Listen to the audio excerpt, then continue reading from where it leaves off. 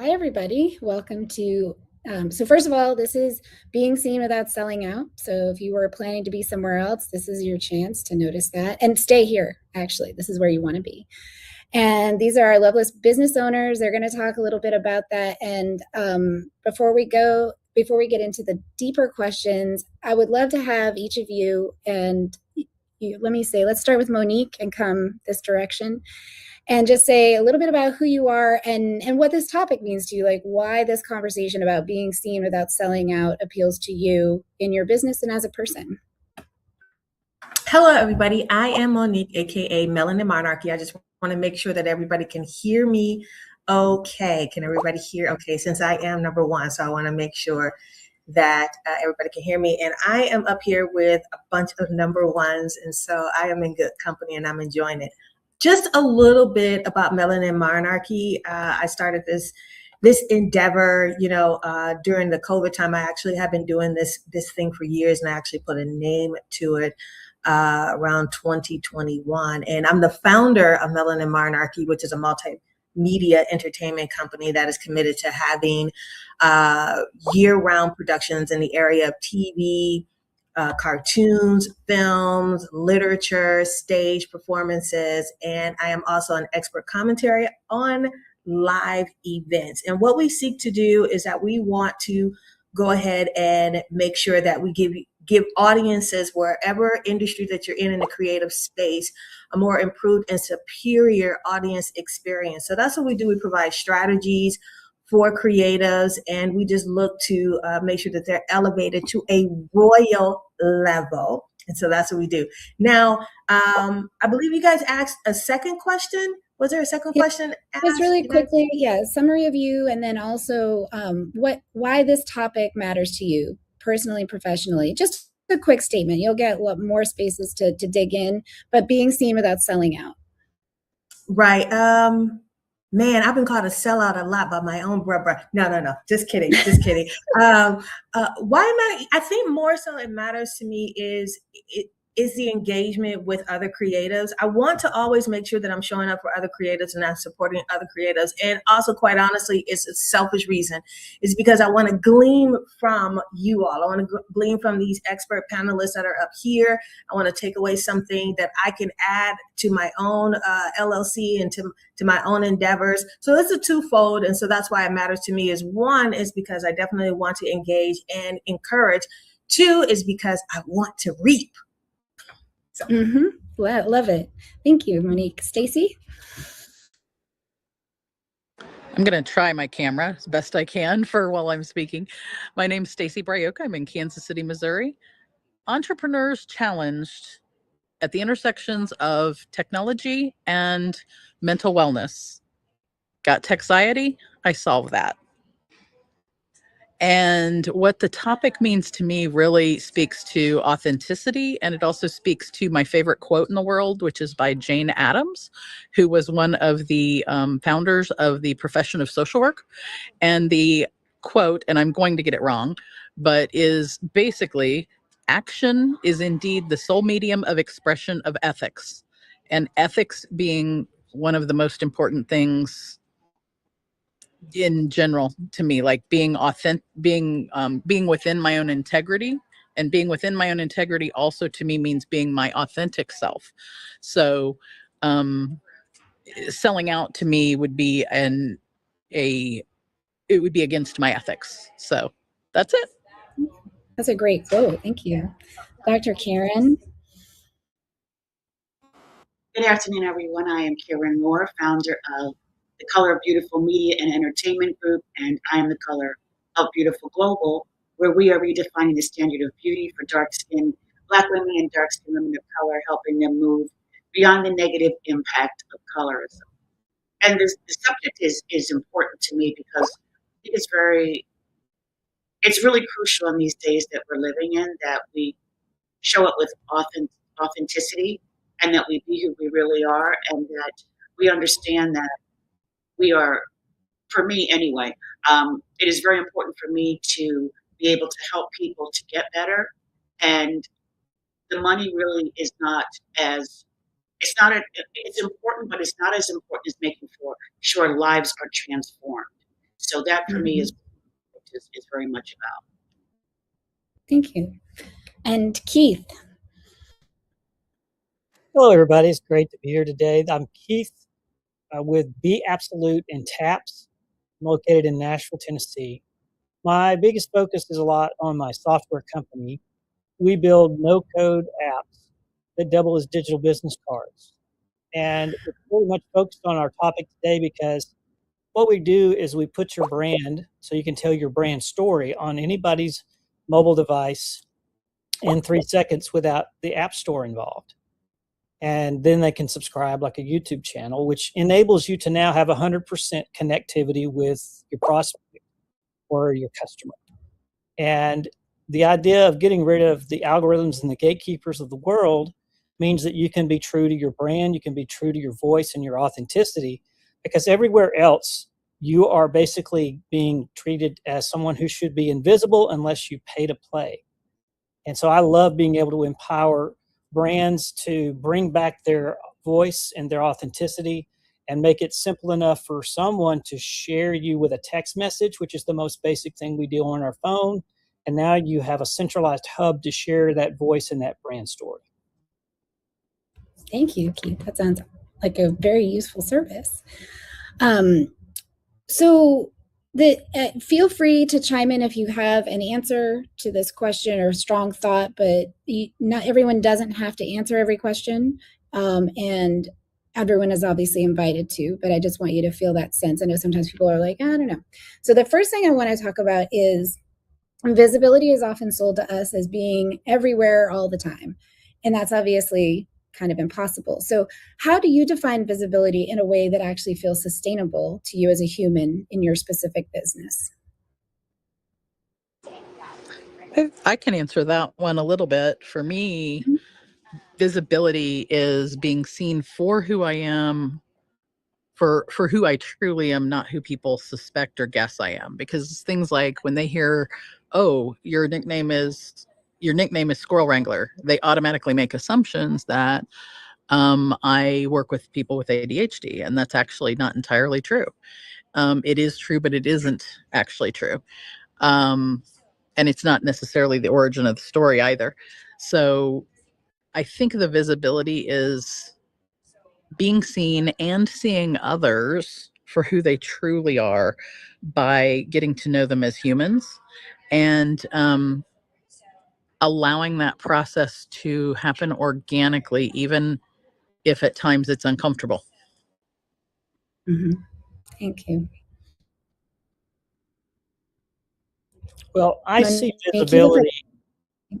okay. Go ahead, Keith. Yeah, I just see visibility as a very important aspect to be top of mind, because if you're out of sight, you're out of mind. And I can only be able to show my authenticity and to earn your know, like, and trust if I'm visible to you. Mm-hmm. Yeah, Monique? Wanted to unmute there. You know, it's so cool that you guys say all of those things about visibility, and it really made me think, like, because I'm very, very active on social media, and a lot of us as businessmen and women, we are not as active. We're active in other ways. And so a lot of times when you are as active as I am on social media, it can kind of become, just bland and a little bit tasteless. But what's important is consistency. So what I've learned is consistency is the way to build trust. And so visibility is a part of that. So I think of visibility as how much trust am I gaining with my audience? How much trust am I gaining with my key demographic? Am I pinpointing that, and am I focused on building that trust? So as long as I'm consistent with my messaging, as long as I'm consistent with where Melanin Monarchy is going and how we serve the community in entertainment, then that builds trust. And so visibility is not just what you see through your eyes, but it's also your heart and your mind and your soul. So when people think of certain things, they think of, live events, they think of commentary, they're automatically, and Depeche Mode, they're automatically going to think of Melanin Monarchy. They're automatically going to, so visibility is more than just being seen, it's being consistent. I think I love that. Thank you so much. Dr. Karen, do you have anything you want to add? No, I don't think so. Okay. It's all-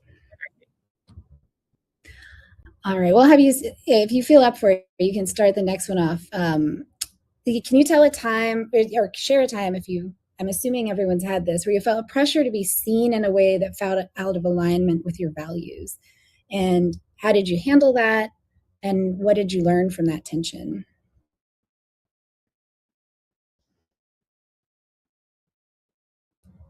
Can you say it one more time? A time that you felt pressure to be visible or seen. So example, like, you'll see those things that are like, you have to sell hard, or, you have to use like language and maybe feels manipulative, and that kind of thing. And I feel like we all come into business and we get given some tools that just don't feel right, or we're told to even just try something that's maybe not bad, but maybe it doesn't work for us. Like, I hate being on camera.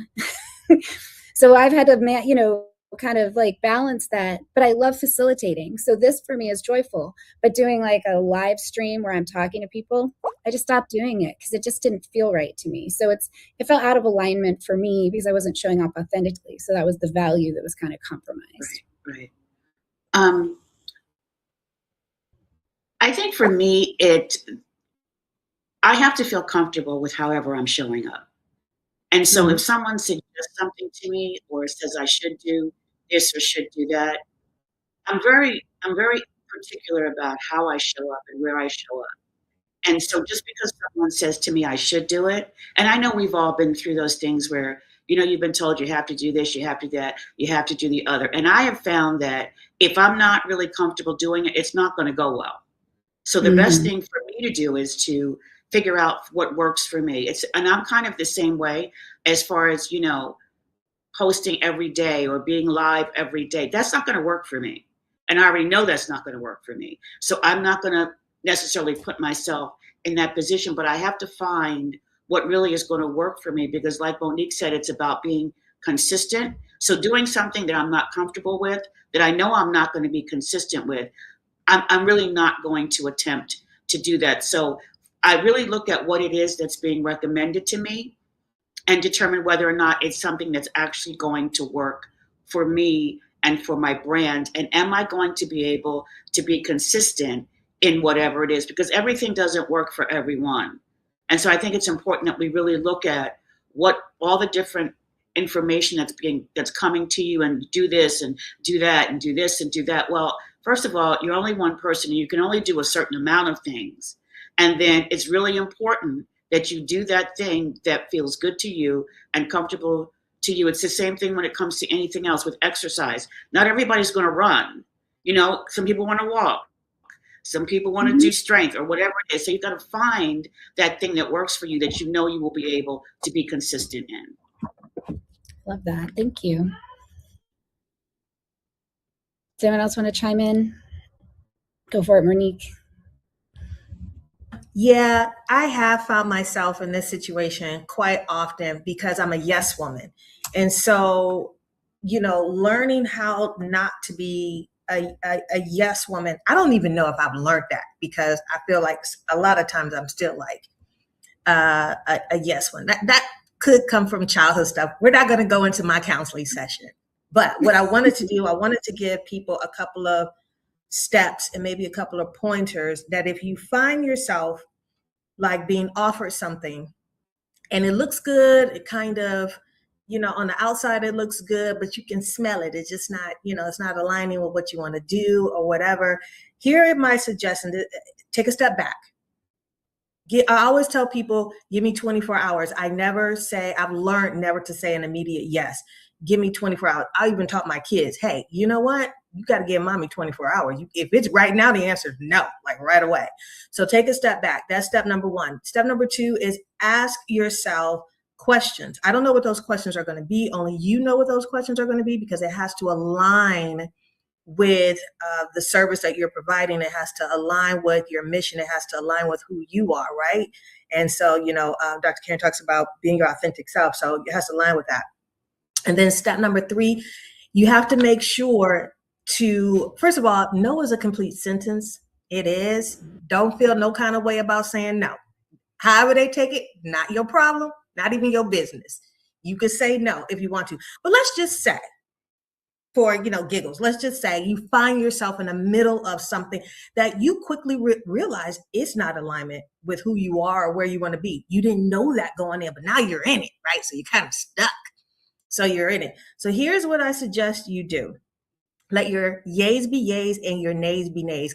Immediately become your authentic self.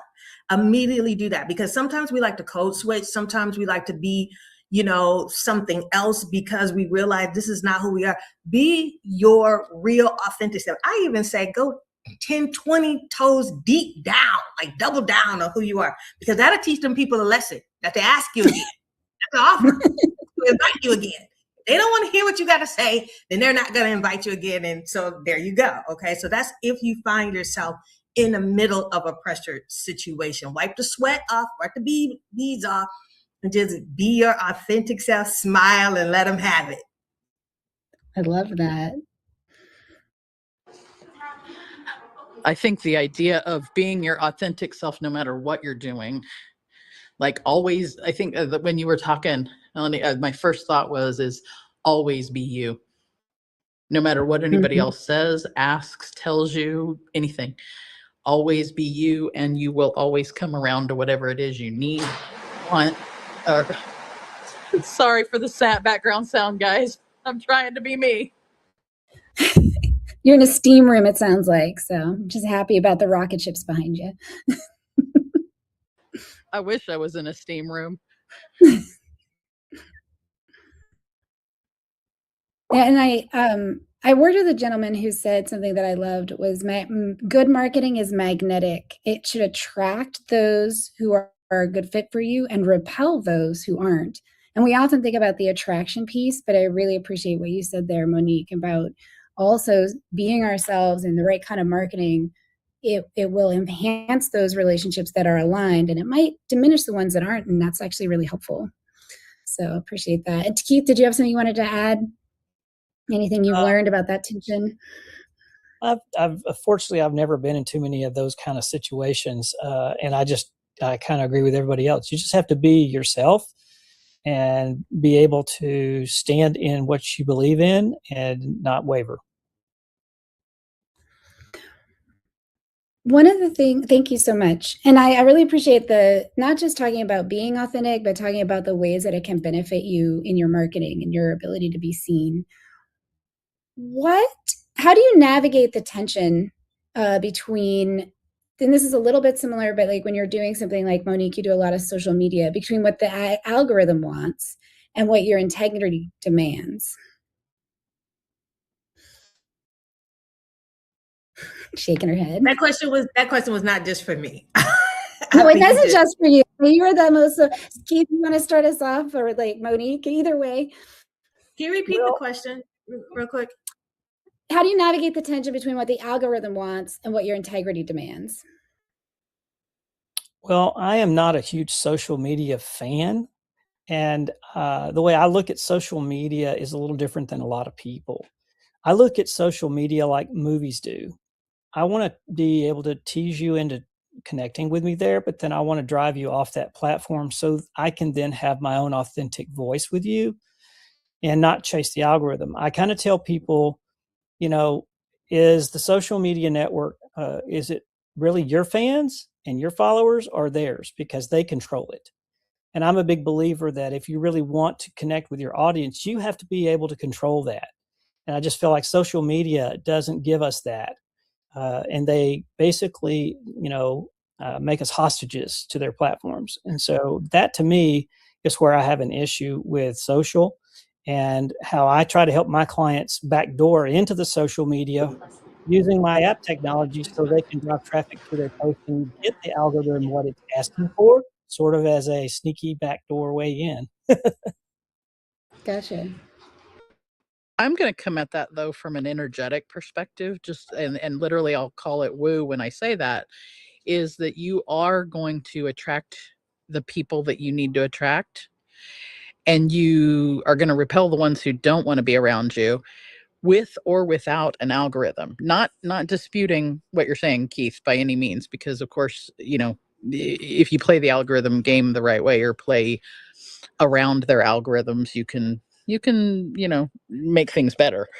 But I also have had experiences in my life where I have found people on social, or they have found me unexpectedly, having nothing to do really with the algorithm, but just odd, and the ones that I found with big impact have been also introductions of from a warm introduction from one person to the other.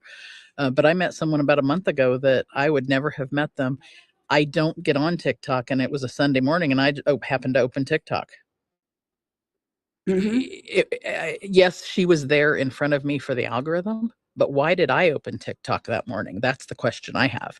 So it's your personal it's your individual energetic algorithm, I think, has just as much to do with whether you connect with somebody as the digital algorithm does.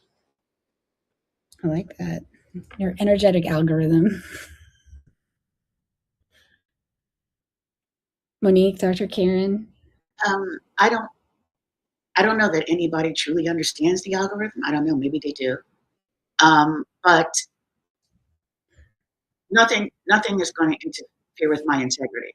My integrity is always going to be my integrity. And so the fact that most of the time, I don't even know what the algorithm is doing. And we could get into what the algorithm does with people of color, but we'll leave that for another conversation. But, but my integrity will always be my integrity.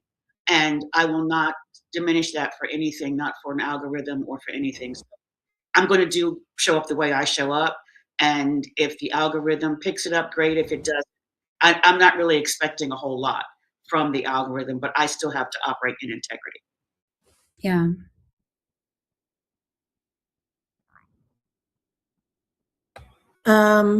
If I can, I just had a conversation with someone today, and it made me think about companies and organizations, and when they're hiring or they're having these meetings with their market strategists. And I'm pretty sure there's somebody else here who will probably know a little bit more than I do about this. But I kind of feel like, it's not that I feel like, I pretty much know that they're getting it wrong. They think by the amount of time that they spend, or purchasing time, or that somehow is going to boost because they want to boost income. They want money to flow in, so they think, well, the more we do this, the more they see our faces, the more they see our name, and that's wrong, because there still is they don't take into account the very human aspect. It's always about people, and people won't buy in unless you give them a reason to buy in. It's not the amount of time, it's, what is it, Dr. Karen? You said quality. It's the quality, right? It's the quality of what you're giving people, and it also can backfire on you. So if you're trying to just navigate the algorithm, trying to figure it out, like everybody says, you're not going to. It's not set up that way. And the moment you do it, they change it up on you. So it's not set up for you to try to figure it out. It's set up for you to pay them to make you think that you're figuring it out, but it's not set up that way. But make sure that you always have a good story. It's an authentic story, and people will spread that by word of mouth. But the flip side of that is that if you're on there too much, if you just have too much, then you're also increasing your chance for somebody to come down hard on you. For all the people that can't stand you or dislike you, people are open now. They're open about, especially when it comes to what they don't like. So you're increasing that too. And I tell you, when people say something terrible about you, even if it's just a little critique, that stays with people longer than what they said something good about you. You could do a ton of good things, and that one bad thing you do, they're going to go, oh, I don't know, Monique, she says the N-word all the time. I don't like that one. So I wouldn't suggest anybody that's in this room to even try to figure it out in the sense of trying to boost sales or trying to boost your footprint on any platform. Mm-hmm. Sage advice. So what's a time? Also, I don't know if you know this. While rage is one of the more immediate emotions, joy is actually the most viral. That's why the funny cat videos go so far. So anytime that I start to feel negative about humans, I'm like, no, joy is the most viral emotion. How can I be joyful today? And to that end, what's a time that something you did to be seen was successful in a way that surprised you?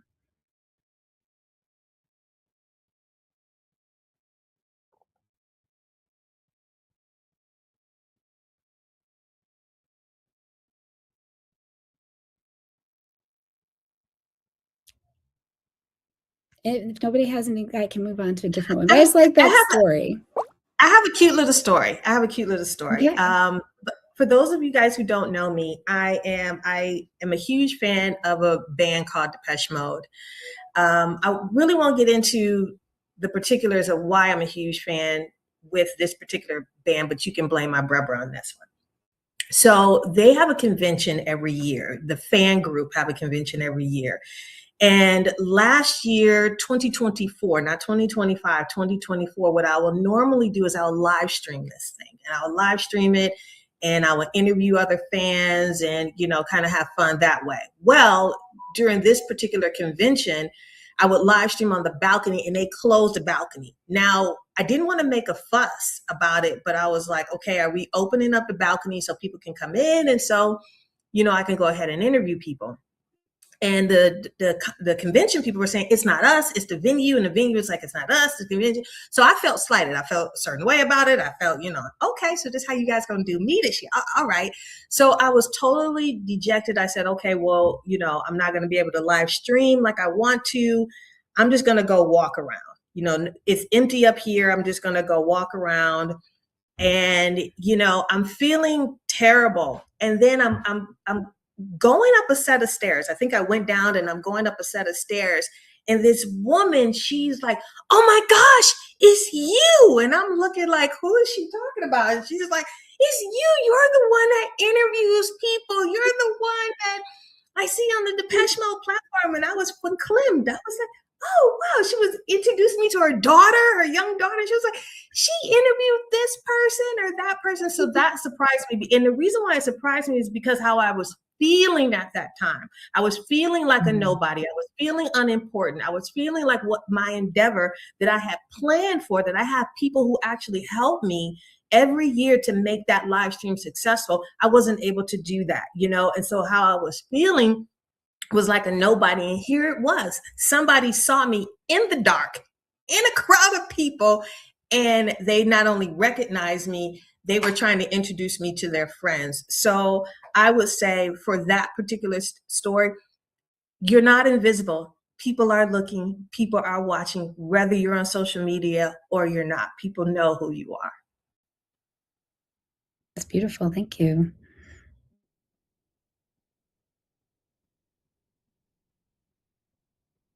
Anyone else? Okay. When we're talking about being seen and not selling out, one of the other things that I think there can be that feeling of hustle, right? Like we always have to go, go, go. But there are times when we need to actually go inward, right? To find that authentic connection to ourselves, to feel aligned. How does being invisible play into your strategy of visibility?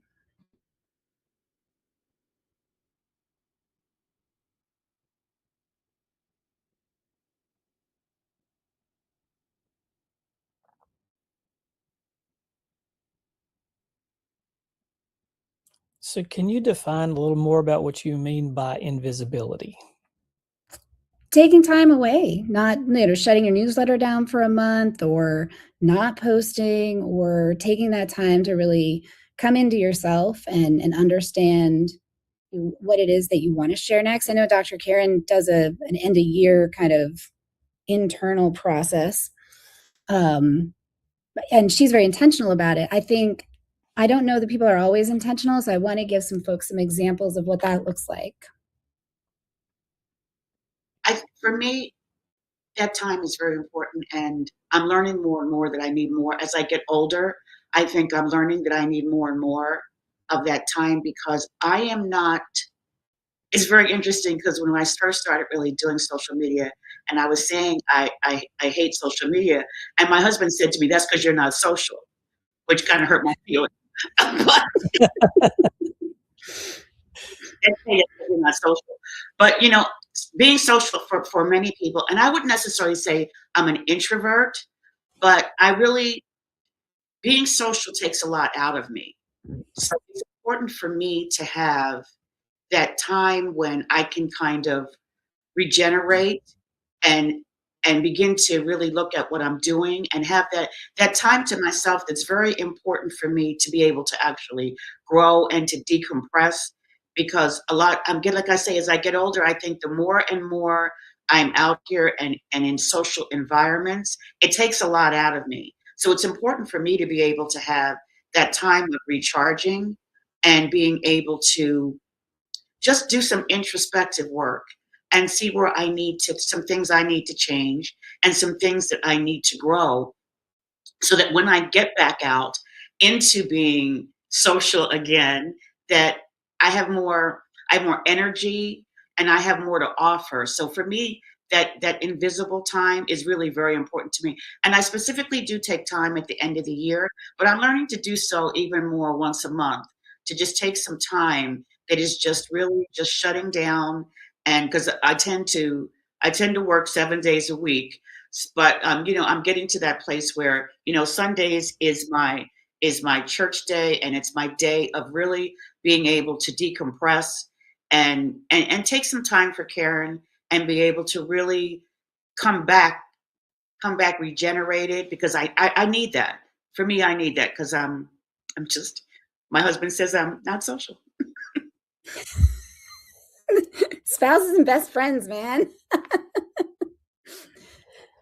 Well, I am considered a social butterfly because I am always out and about. Most of my entire career has been networking and referral marketing. And so I go to networking events all the time. People say, I see you everywhere, Keith. And so for me, the invisible time is when I can sit down at my keyboard and make music, or I go on a nature walk around Radnor Lake in Nashville. And those are the times that I get to kind of spend more of the time to myself and be able to decompress, think about what I want to do, and not always be focused on just business, but being able to focus on the personal things, personal life. And also, just like Dr. Moore, I love to make sure I'm at church on Sunday and getting my spiritual feeding as well. It's so important to remember we are part of our business. We need to feed ourselves. Go ahead. Yes, Monique? Yeah, thank you, Aisla. I was thinking about that, and I am where I'm always visible in other places. So it's in pockets. So I will be invisible in one area, but I'm visible in another area. So I have to, I don't know how to use, maybe that's something Dr. Karen can teach me. I don't know how to use invisibility as a strategy.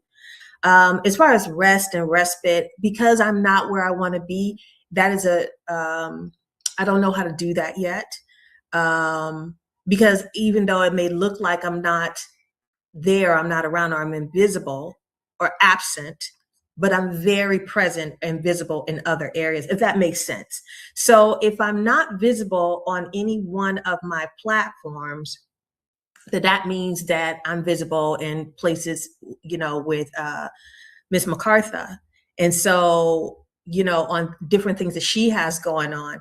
If I'm not visible there, then that means I'm visible in other areas. So I think that invisibility is a strategy. I just don't know how to work that strategy, or what that strategy would even look like, unless I can do it, like I said, like I can partial it out, like it's like I'm compartmentalizing the invisibility as a strategy, if that makes sense.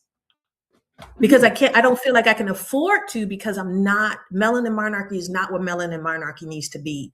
So, and because I'm not really a one-man show, I have a lot of love and a lot of help and a lot of investors. So, but I feel like there needs to be an ROI pretty soon. So I don't know. I don't know if anybody know how they use invisibility as a strategy. So something also that I'm seeing just in the marketplace in general that also addresses this idea of invisibility is a lot of people are now making clones of themselves with AI so they can be more places and reach more people, and still they're kind of invisible on their own while the clone is doing a lot of the things that they do. And I know there's always controversy and discussion around AI, but I just see that as becoming something of how people are becoming visible while they're invisible. I think that's one of the ways. I think it's never, or never saying never, maybe, like, but a better way to say that actually is always look at all of the potential options. So you've got potential options that are digital. And those of you who know me know that I am digital girl to the max. I love me some automation. I love me AI. I love all the things. But the reason I do is so that the AI is doing things so that then I can focus on the human to human relationship. Yeah. And so then the idea of the human to human relationship involves things like volunteering and on the board of directors of Mental Health America, the Heartland, here in Kansas City. I've been a volunteer on their board for over 20 years now, or almost 20 years. And, or going to local events, or going to like watch my nieces and nephews ball games and cheering for them and meeting the people who mean things to them. And so being invisible on the social media, but being very visible as a human. I think that's kind That's a of how great I want to point. answer that one. Yeah, I love that. And and that's it. I think that's part of it is that AI can fulfill that social presence that you need to have without eating away at that personal time that you want to be a human with other people.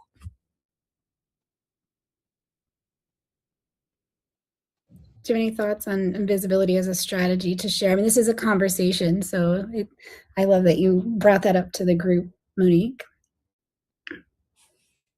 Dr. Karen, do you have any other tips you want to share? I actually have developed an AI twin that is going to be doing some of my social media, and I think that it's really important to be able to, like Keith was saying, be able to have more time for the human interaction.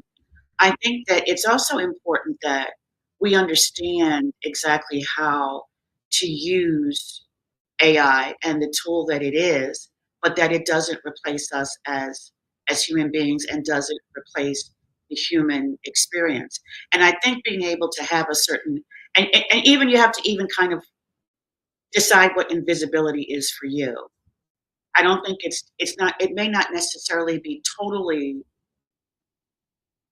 not visible, but having that space where you're actually taking time and taking care of your mental, emotional, and physical well-being. Because I think sometimes we get very tied up into what we're doing, and many times we don't even realize how stressed we are, maybe, or how tired we are, or especially I can understand a lot of what Monique is saying because I'm pretty much a one-woman show, and there's a lot that I have to do myself. And when they say when you have more time than you have money, you do a lot of things yourself. So, but at the same time, I've come to also realize, especially um, as I'm getting older in life, that I've got to make sure that my health is intact and that I am not pushing myself to the brink of breaking down, and then nothing's going to get done. If I'm sick, nothing gets done. If Mhm. if the if whatever is physically going on in my body is not taken care of, then I'm not going to be able to work at all. So I think about those kinds of things, and that there's got to be some of that time of, if you want to call it invisibility, that you're really making sure that your mental, emotional, and physical health is where it needs to be in order to really be able to operate optimally in your business. Yeah. Yeah, those are great points. It's all a matter of whether you might reach burnout because you're burning the candle at both ends. And I'll wrap that back around to what I was saying. One of the things I used to say is I used to teach people automations and productivity using technology, but it's using technology so that they can have more time for human relationships and for self-care. And that comes from like I said, people who are challenged at the intersections of mental wellness and technology. That's my superpower, is actually to translate between those two areas and to help people balance those two areas. So to me, it's natural to use one to help the other. And it goes both ways, actually. I use technology to help my self-care, but it also is that invisibility in some regards. Well, thank you all so much for taking the time to have this chat. I'm going to just quick sum up a couple of the key points. Obviously, I won't get them all, but some of the things we heard from Stacy about how, and that quote, action is the sole medium of the expression of ethics, and that the need to be able to be ourselves in order to be seen then kind of undercuts the idea of being able to sell out even, and to use that time to focus on your human relationships. And then Dr. Karen really brought out that importance of, like, of course we want to make money. We're doing a business. We need to pay our bills, but that's never going to be as important as the lives that are transformed. And so if we really think about our visibility in service of that transformation, we're much more likely to stay in the right path for us and to not be worried about losing that, and to make that time for those human relationships and that rest, that mental, emotional, and physical need as a human that we have, and regenerate. Monique, we talked about the importance of consistency for building trust, and that seemed to really resonate with people. And I think that the other thing she brought up is when you're trying to figure out which things to choose for yourself, default to a no unless you've had time to consider it, and come up with some questions that you ask yourself. Everybody loves to offer artists exposure, so you could get a lot of exposure, but really think, is this the kind of exposure that serves me and that transformation and what I'm trying to create, or does it take me away from myself and my own regenerative practices? And then show up completely. When people invite you, don't decide they only want one part of you, so that you can really be that authentic self. And then if it wasn't quite the right fit, it will create a little bit of dissonance, and you won't have that same type of invitation again. And then Keith really talked about using the tools that he has to kind of like tease people in from things like social media, but not get caught up in their games. Don't let them run your messaging or your plan. You run your story and your plan, and you invite people into your backyard.